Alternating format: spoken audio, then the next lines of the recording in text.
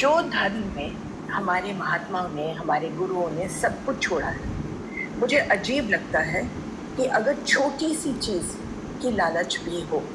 ये कहावत है ना कि हाथी निकला लेकिन उसकी पूंछ रह गई दरवाजे में, वही हालत है। 1972 में जब ये वाइल्ड लाइफ एक्ट बना था तो उस समय जैनियों ने बहुत जोर लगाया इंदिरा जी पर कि किसी भी तरीके से जब आप मना कर दिया है कि कोई भी पंख नहीं बिकेंगे तो आप इसको छूट दे दें मोर को।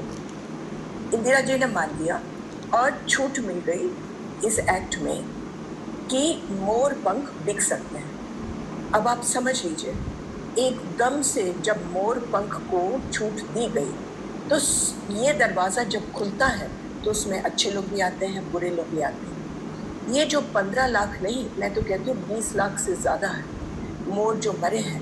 ये क्यों मरे हैं? क्योंकि ये दरवाजा जैनियों ने खोल दिया। अब इसमें क्या हुआ कि जब पंख गिरते हैं, मोर के एक साथ पंख नहीं गिरते हैं। अगस्त के महीने के बाद हर महीने एक पंख गिराता है। आपने कभी मोर को देखा है बिना पंख के?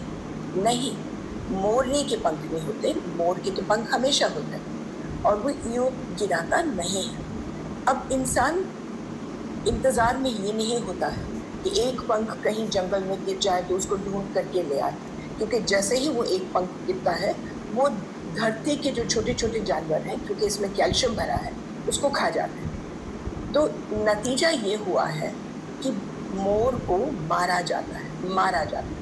अब मोर जो है बहुत भारी चिड़िया है, उड़ती तो है नहीं, सो जाते हैं पेड़ों के बहुत नीचे ब्रांचेस पर, तो उसको मारना बहुत आसान है। अब जिन्होंने धंधा शुरू किया है, शुरू तो हुआ है पीछियों के लिए, लेकिन ये धंधा हर दुकान कर रही है, खास करके मंदिरों के सामने, हरिद्वार में, दिल्ली के हर दुकान में विदेशी लोग आते हैं, ले लेते हैं, डिज़ाइनर्स अपने कपड़ों पर डालते हैं, बैग्स बनते हैं इसके साथ। लोग अपने घर में फूलों के बजाय शुभ शुभ रखते हैं मोर के पंख, और इसमें मोर मरता है। ये गिरे हुए पंख का धंधा नहीं है, ये मारे हुए मोरों का धंधा। अब आप ये पूछेंगे कि क्या सबूत है? मैं आपको बता देती हूँ, बहुत आसान सबूत है। जब मोर गिराता है अपने पंख को तो उसके नीचे सफेद टुकड़ा रह जाता है, जिसको हम अंग्रेजी में शाफ्ट बोलते हैं। वो शाफ्ट जो है वो अपने आप जब गिर जाता है, आप जब बाल निकालेंगे अपने सिर से तो अगर अपने आप गिर जाए तो एक छोटा सा टुकड़ा रहता है आपके बाल का जो सफेद होता है। अब अगर वो अपने आप गिर जाए तो वो शाफ्ट इतना बड़ा होता है और साफ होता है।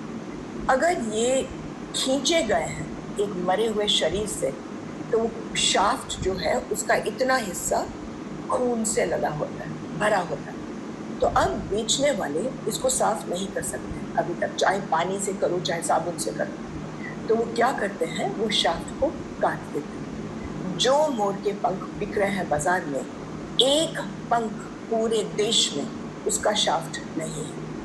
ये छोटे इतना छोटा सा सफेद रह जाता है और बाकी पंख का पंख होता है। ये खुलेआम सबूत है कि वो मोर को मारा गया, और मोर को मारने वाले बहुत बड़े धंधे में हैं। मैं कईयों को जेल में डाल चुकी हूँ, कईयों को, एक नहीं, मेरे ख्याल से 50, 60, 100 लोग अभी तक जेल में हैं, क्योंकि वो नेशनल बर्ड को मार करके उसका पंख बेच रहे हैं।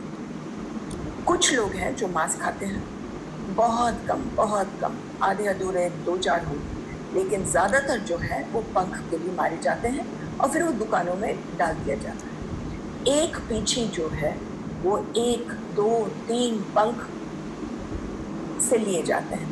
इसलिए मैं कहती हूँ कि जब एक महात्मा ने पूरी दुनिया छोड़ दिया, जब उसने छोड़ दिया है कपड़े भी पहनना, जब वो भगवान के इतने नज़दीक है, तो फिर वो पंख की क्या लालच है? अब 2001 में मैंने अटल जी से बात की थी, मैं उनकी यहाँ मंत्री थी, और मैंने उनको पूरा समझा दिया और उनको सबूत दिया। उन्होंने कहा अमेंडमेंट लाइए पार्लियामेंट में, और इसको भी हम लोग बंद कर दें। तो अमेंडमेंट मैं लाई। जब वो अमेंडमेंट पार्लियामेंट में गया तो जैनियों को पता चला और उन्होंने फिर दबाव डाला प्रधानमंत्री पर और कहा कि इसको मत करिए, हम बहुत नाराज हैं। तो बनी बनाई चीज जो पार्लियामेंट गई थी उसको वापस लाना पड़ा। इसीलिए मैं कहती हूँ कि जैनियों ने दरवाजा खोला, ये पीछी ने दरवाजा खोला, और इस दरवाजे से दुनिया भर के लोग उस पर अंदर आ गए। दुनिया भर के दुकानदार, बुरे लोग, स्मगलर्स, मर्डरर्स, ये सब उसमें घुस गए। इसलिए बहुत ज़रूरी है कि जैन महात्माएं खुद कह दें कि हमें पीछे नहीं चाहिए।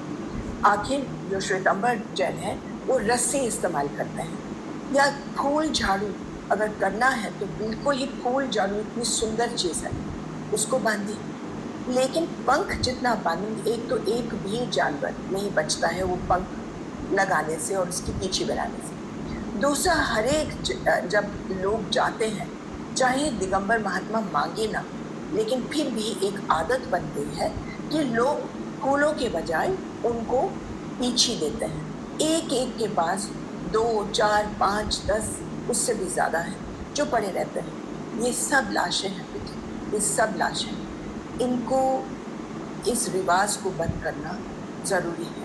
और मैं आज नहीं, मैं 50 साल से ये बोल रही हूँ। मैं जब भी जैनियों के यहाँ आशीर्वाद के लिए जाती हूँ तो यही चीज़ मैं उनको छेड़ती हूँ और कह देती हूँ कि क्यों नहीं हाथी का पूंछ निकाल दे दरवाजे से। अब आप लोगों को, आप नाराज़ हैं, मैं समझती हूँ आपकी नाराज़गी, क्योंकि जब भी शरीर में कोई एंटीबायोटिक लेता है तो सबसे पहले बुखार ही आ जाता है। तो आपको इस वक्त बुखार चढ़ा है, लेकिन कभी ना कभी तो आपका बुखार उतरेगा, क्योंकि मैं आप में से हूँ। और जब बुखार उतरेगा तो जरा सोचिए कि ये वजह क्या है और हम अपने आप को और जैन रिलीजन को और भी परफेक्ट कैसे बना सकते हैं। मेरा आशीर्वाद और मेरा प्यार आप सब लोगों के साथ।